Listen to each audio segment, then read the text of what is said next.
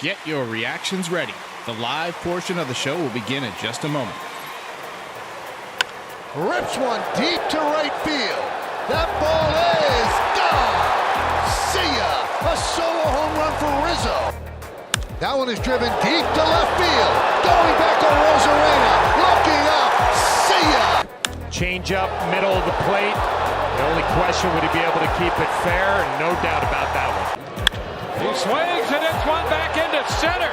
Bader's going to go to the track. That baby is gone. Today is Sunday, May 7th. It's Game 3 between the Yankees and the Rays, and the Yankees, surprisingly, were going for the series victory behind Garrett Cole. My recap and your reactions coming up next. This is NYY Recaps. Welcome to Yankee Stadium. Just when they thought I was out, they pull me back in. If you follow this podcast, by now you've heard of Game Time. It's the fastest growing ticket app in the world for a reason. What Game Time is an app that allows you to buy last-minute tickets to local events at the lowest rate possible.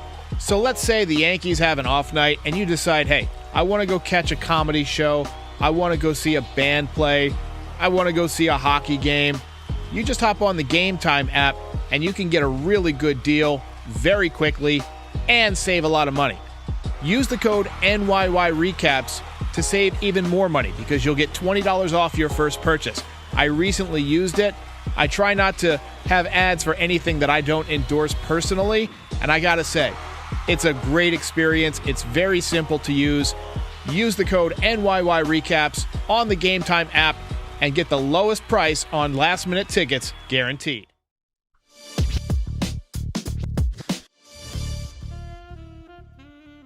How's it going, everybody? We have had some bad losses this season, but this one was especially tough and especially demoralizing. Emotional damage. I didn't get the highlight of the walk-off and put it in the highlight reel because I don't think we wanted to watch it over and over again for 25 minutes. But this was a pivotal game, and the Yankees had a chance to take a big series from a division rival on the road and to wipe a game off of the Rays' lead in the standings with a depleted roster. And they blew it. They absolutely blew it. They led 6-0 with their ace on the mound. I mean, you can't imagine a much better spot. The win probability was probably, 85, 90% at that point, if not better, 95% maybe. But, Garrett Cole gave it up today. And I just want to make it clear, if you're in the chat and you're ripping Garrett Cole, you're overlooking how great he's been this season. Did he have a great day? No. But every pitcher has bad games from time to time. Didn't have his best stuff today, and he paid the price. But if you're being extra hard on Garrett Cole and saying, oh, he's not an ace or whatever, you're just wrong. I mean, even with this bad outing, his ERA is 2.09. He retired 13 of the first 17 hitters that he faced, but then the wheels came off against a good team that's known for coming back. That's a tougher team. But hats off to the Rays. They were down big. They didn't roll over and die like the Yankees probably would have. Yankees had multiple chances with men on base, including in extra innings, and they didn't come through. The only upside is that Oakland is coming to town for a few games this week, so hopefully the Yankees can, win off 2 or 3 in a row at least, to try and, take advantage of some of these weaker opponents. They're essentially as bad as the Rays are good. They're, I believe, 8-26. So, one more note before we get to the recap of this tough game. Austin Wells homered again today. He's been on fire since he's come back. Homered in 3 straight games in Double-A. Someone made a really apt comparison of his swing. If you watch the home run he hit today, and it's all over Twitter, he's got a very Kyle Schwarber-like swing, and Schwarber has a lot of power. And Austin Wells is a big guy. I don't know how he is at catcher. I've never seen him for an extended period. We've already got a great defensive catcher. But Austin Wells can hit. And if you can hit, right now there's a spot for you. Calhoun's done some nice things, but There's a lot of people that think Austin Wells could be on the fast track. So watch out for that. Yankees threatened in the first inning, but surprise, surprise, did not score. They had 2 runners on. Both DJ LeMahieu and Harrison Bader hit the ball hard, but right at defenders, just the old atom ball. Garrett Cole was, not as sharp early on as you'd expect. His only strikeout through the first 2 innings was on a pitch clock violation. And at that point, you're thinking, well, at least he's essentially efficient. Top 3, Rizzo went deep. He's excited because his best friend is coming back. Home run number 6, RBI number 15, another solo home run for the Yankees. Nice piece of hitting, very short stroke on that. Next batter was DJ LeMahieu. He picked up a base hit to set things up for the red-hot Darth Bader. And Harrison Bader smoked a 2-run shot, second home run already. And he's the only guy on the team who's allowed to hit multi-run home runs, apparently. Nobody else does it. It seems like all the other home runs we hit are solo shot. Top 4, Aaron Hicks. He had gone 400. Sorry, I almost said 450. He had only gone 57 at bats without an extra base hit this season. Feels like 457. He ripped an RBI double. First double since September 27th of last year. That's the day the day before Coolio died. So this guy hasn't had a hit or a double since Coolio was alive. That's crazy. Second RBI of the season for him. I think Bader's already got like 9 RBIs. Let me pull up the box score real quick and check how many RBIs Bader's got. Yeah, Bader has 7 RBIs. He's only been around a week. Hicks has 2 RBIs this year. Unbelievable. So Gleyber Torres followed up with an opposite field a double down the right field line. That scored Hicks. Big hit with 2 outs and runners in scoring position. He had 2 hits on the day. So average climbing a little bit. He's at 242. That made it 5-0. Top of the 5th, Harrison Bader smoked another shot off the right field wall. Ended up with a triple. He was pumped. Do not, and I repeat, do not take him out of the lineup the next few days and cool him off. He's swinging the bat great. He's going through one of those stretches like he had in the postseason last year. And we should ride that horse until she bucks you. Oswaldo got him in with a sac fly to make it 6-0. And at that point, you're thinking that should be enough for Garrett Cole. But the Rays came back. Bottom 5th, Cole finally gave up his first home run of the season. Solo shot by Jose Siri. Gave up 33 home runs last year, and it took him until his 8th start to give this one up. So easy on Cole. Easy on him. Just a tough day. He did get into a little bit of trouble in the 5th inning, but got a couple of strikeouts of Arozarena and Lowe to get out of it. Or Lau. Rays were all over him, though, in the 6th inning. Back-to-back doubles to begin the inning. Ended up serving a 3-run home run to tie the game. And that, to me, that was the low point of the game. I lost all confidence in us winning at that point because I just knew that Kevin Cash was going to outmaneuver Aaron Boone in terms of the bullpen. And I know that their hitters are just better hitters than ours. So all the momentum switched over to the Rays at that point. And look, I saw a lot of people ripping Boone for leaving Cole in to pitch the 6th inning. I think you have to leave him in. He was under 90 pitches at that point. Was he dominating? No. But you had to figure he had one more inning in him. He might give up a run, you think. But no way he blows the lead. He blew the lead. He got baseballed. So Baba Ganoush says Cole had 1 bad inning in 8 starts. So anyway, Rays took the lead on a walk and some excellent base running. Man, they really impressed me with their base running. Everybody runs hard. Everybody takes the extra base. They play baseball the right way. 7th inning, Bader led off with a single that put him a double short of the cycle. Oswaldo followed up with a 1-out ground rule double to put runners on 2nd and 3rd. Didn't bounce the right way. If it had stayed in play, it would have scored. Bader would have been a huge clutch double. Ended up being a ground rule double. Didn't end up mattering. The run scored on a ground out by Trevino to tie it up. Clay Holmes, I thought, did a nice job in the 7th inning. Slider or sweeper, whatever you want to call it, was fantastic. I just think he pitches a lot more confidently when he doesn't have the pressure of the 9th inning. He's got great stuff. 99-mile-an-hour sinker, great slider. The problem is he can't throw strikes when he's got the added pressure on him. If it starts to sort of get out of control, the wheels come off. And to me, that's just a characteristic that you don't want out of the closer position. So I like that they've been using him in mid-relief. That's how I would use him. Wandy Peralta had a dominant 8th inning today. Top 9, Oswaldo Cabrera walked. He had a really good day, multiple hit game. He also stole second base, but Aaron Hicks flied out to end the inning. Bottom 9, Mike King came in. He gave up a single but struck out the side, and that forced extra innings. And then Rays pitcher Garrett Clevenger, injured himself on a rundown in the 10th, but the Yankees did not take advantage. And then the Rays walked it off in the 10th and take the series 2-1. Mission failed. We'll get him next time. I mean, I think Dr. Hitskins gets it right. He says Cole gets a pass just because of what he's done this year. The team should have backed him up. 7 runs is a nice outburst for this offense.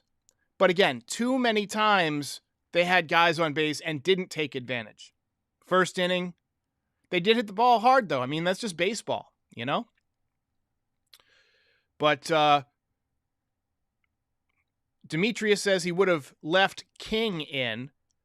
So Mike King, what's his ERA this year? I'm just going to look this up real quick. 1.35. So he's probably your most dominant relief pitcher right now. They went to Abreu. I wouldn't have gone to Abreu. I probably would have gone to Hamilton. They didn't want to use Marinaccio, and I think they might have been holding Hamilton back to close it out because if the Yankees had gone ahead, like let's say you get through the 10th, and the Yankees take the lead, you got to have somebody to close it out. And who would you rather have close it out, Abreu or Hamilton? And I think they're just saying, well, let's hope that Abreu doesn't blow it and then use Hamilton to close it out. But that's just baseball. It didn't work out, But on the positive side of things, the Yankees did have 11 hits today. And they did get some good pitching performances out of Holmes and Peralta and King. But, this is a game that's gonna hurt. They are now 10 games back again. 10 games back. And it seems like, as Jack Wells says, this is the worst loss of the year. It seems like we say that every couple of days, doesn't it? It feels like every couple of days we're having the worst loss of the year, which is not what you want. Christian Altini says, Cole can't do everything for this team. It's hard to watch. Look, he's been pitching his ass off, and he's entitled to a bad start once in a while. The offense, I thought, gave him enough today. Really, it's just that one slider. I think it was to Bethancourt, who hit the 3-run home run. I mean, that's just a bad pitch, and those are going to happen. You're not going to make it through a whole season without hanging a slider. We Up says, do they ever practice runners in scoring position? So if you haven't read Jack Curry's book yet, he talks about a game that the 98 Yankees played in batting practice. And I think the Yankees of 2023 should implement this. Whenever they would get up in BP, they would say, runner on second, less than 2 outs. And what you would have to do is get him over, like hit a ball to the right side, and then get him in. Base hit, fly ball, whatever. A lot of teams will say, get him on, get him over, get him in. So that's a way to practice. If you're a baseball player and you want to practice in BP, hitting in real situations, think of it in terms of 3. Your first swing, you want to get a base hit. Next swing, you want to get that runner over, right? Hit it backside, opposite field, through the open side of the infield or whatever, and then get him in. You want to either get another hit or hit a extra base hit or sac fly, whatever. So anyway, Fitty says these guys don't practice. They practice. They don't practice like you would imagine a high school team or a college team practicing, but they practice. They work out every day. A lot of times they get there a few hours before the game and they practice things individually, right? They work on ground balls or whatnot. Colin Raymond says, call up Jason Dominguez. What do we have to lose at this point? Jason did hit a bases clearing double today. I don't know what his average is right now, but it's about 165 or so. He's been hitting better lately. He started off 3 for 39, but since then he's probably hitting, 270, 280. And it's only going to get better. He's walking an incredible amount, and the power's there. He's got 3 home runs, but we saw it in spring training. The guy hits the ball, it stays hit. Exit velocity is incredible. 111-mile-an-hour home run yesterday. For a 20-year-old, that's really good. But his strikeout rate's a bit too high. It's 26% coming into today. And you really want to get that down before you call him up. Otherwise, the major league pitchers are just going to exploit those weak spots. So I would look for him, sometime late August if he's playing well. There's this deadline on August 17th where if you bring somebody up after August 17th, they don't accumulate the service time. So possibly then. Let's take a look at the box score. We haven't gone through the box score yet. I'm going to make it a little wider here. All right, so Volpe, 0 for 5 today, hitting .212, struck out 3 times. He's striking out an awful lot. For the leadoff spot, you really want him to get more contact. He did hit the ball hard at least once today. He hit the ball well to right field in the 10th inning to get the runner over. Torres, 2 for 6 tonight. You need him to get going over this 3-game set against Oakland. He's a guy who beats up on bad pitchers. He's kind of my pick to click against Oakland. Rizzo, 1 for 3 with a ribby and 3 walks. His OPS remains at 839. That's very, very good. DJ had a couple of hits. He also scorched one at center, hitting about 280, 279. So, not as good as he was during his prime with the Yankees, but also a guy who might get better as it heats up if he stays healthy. Bader on fire, hitting 389 since coming back, 1.222 OPS. Of course, another home run today and came just a double short of the cycle. IKF hitting 203. He went 0 for 3 today. Bowers went 0 for 2 with a couple of strikeouts. They're saying that, he looks as if his swing is sustainable, the changes he's made. Even though he's struggling right now, hitting just 100, I want to see him get some at-bats against Oakland because there's a lot of AAA pitchers in Oakland or on the Oakland roster. And he was a guy who was just blasting AAA before he got called up. So this is a chance for him to get hot. So he's somebody that I want to see this week. I want to see Cabrera get some at-bats. I don't think you need to put Hicks in there at all. He played a lot in this series. He got a hit. He got a double. Great. Now take a couple weeks off or get released. Garrett Cole, not his best outing, obviously. The whip has gone over 1. He gave up 8 hits. That's uncharacteristic of him. Cordero gave up a run. Holmes, pretty solid. Peralta was great today. King struck out the side, and Abreu served up the loss. But anyway, tough series. King Richard says Bowers looks lost. He definitely struggles on the high fastball. I think he's a guy who's going to hit if you give him more bats. He's got a good swing. It'd be interesting to see how he works out. Antichrist Intel, what a stupid name that is, says, Volpe is a strikeout machine, even in the minors. I don't get the hype. Look, he's 21 years old. He's 21. He's already showing above average, outs above average at shortstop. He hits the ball better than league average. He's going to get better over the next few years, but you got to get him started at some point. If you left him in the minor leagues, you'd be saying, well, why don't we call him up? Herf, derf. These are growing pains. Not everybody comes in and wins an MVP in their first year. He's going to take time. Wait and give him till August. I believe the strikeout rate will come down as he goes through the league a second time. He's seeing all these guys for the first time. Even seasoned major league hitters struggle their first time through a new league. Think about Giancarlo when he first came to the Yankees. First trip through the league, he said he was seeing all these pitchers and he didn't know what they threw and he hadn't gotten a look at them. It's tough being a rookie. He hasn't seen any of these guys except the ones he saw in the minor leagues. Darthia says, this game was just so weird, like the exact opposite of how you'd expect us to lose. I don't know. I mean, you've seen a lot of baseball over the years, and there's a lot of ways to lose a game, you know? Garrett Cole occasionally is just going to get hit. Every pitcher has games like this. The Yankees weren't going to remain undefeated in his starts all season long. Just wasn't going to happen. And Veritas Invicta is saying he leaves Cole in but takes out a guy who's cruising. That's the difference between being Garrett Cole and being Domingo Germán. You're paying Garrett Cole $30+ million to be your ace. You expect him to go beyond 85 pitches or whatever. And you're betting that he's going to stay solid that next inning. Domingo Germán hasn't earned the level of trust.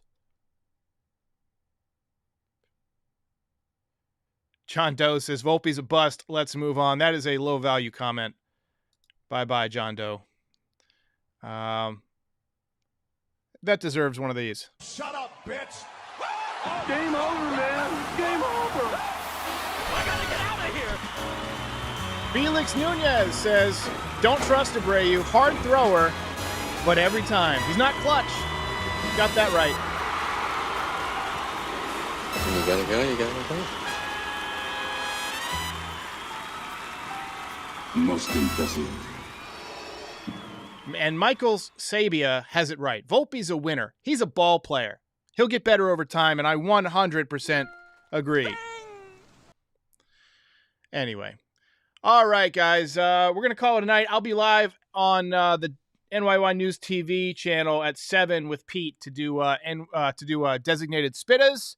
Until then, I'll see you next time. Hey, everybody. If you've made it this far, we thank you.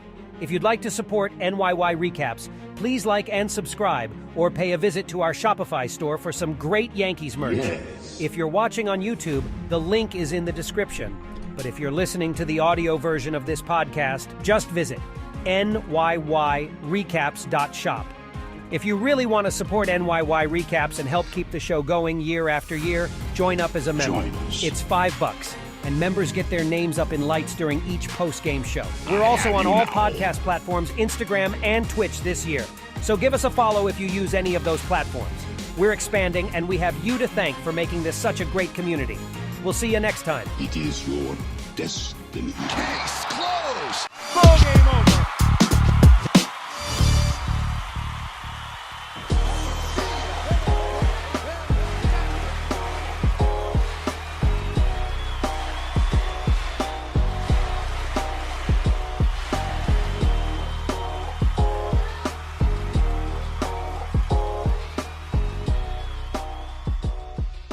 Most impressive.